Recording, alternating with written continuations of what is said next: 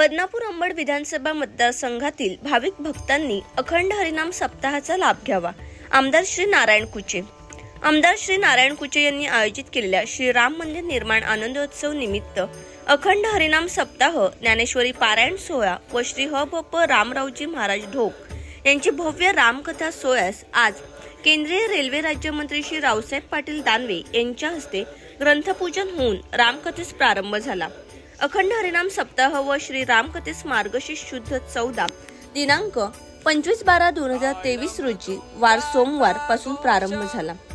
या अखंड हरिनाम सप्ताहामध्ये 25/12/2023 वार सोमवार रोजी कीर्तन सेवा ह.भ.प. बाळू महाराज गिरगावकर यांची होईल व ह.भ.प. खडेश्वरी बाबा तुपेवडी आश्रम यांचे प्रवचन होईल।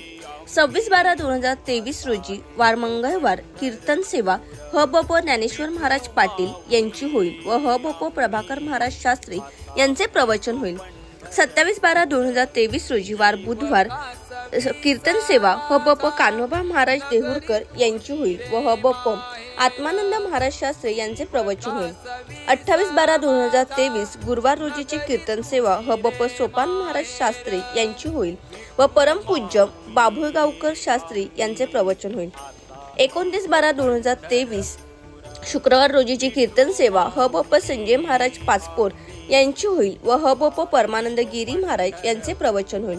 30/12/2023 वार शनिवार रोजीची कीर्तन सेवा ह.भ.प. विशाल महाराज खोले यांची होईल व परमपूज्य प्रतिभाजी मसा यांचे प्रवचन होईल।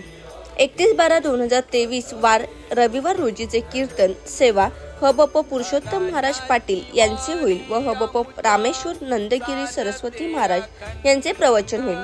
दिनांक 1 जानेवारी 2024 वार सोमवार रोजीचे काल्याचे कीर्तनाची सेवा ह.भ.प. रामराव महाराज ढोक यांची होईल व नंतर महाप्रसादाचा कार्यक्रम होणार असल्याचे आमदार श्री नारायण कुचे यांनी सांगितले।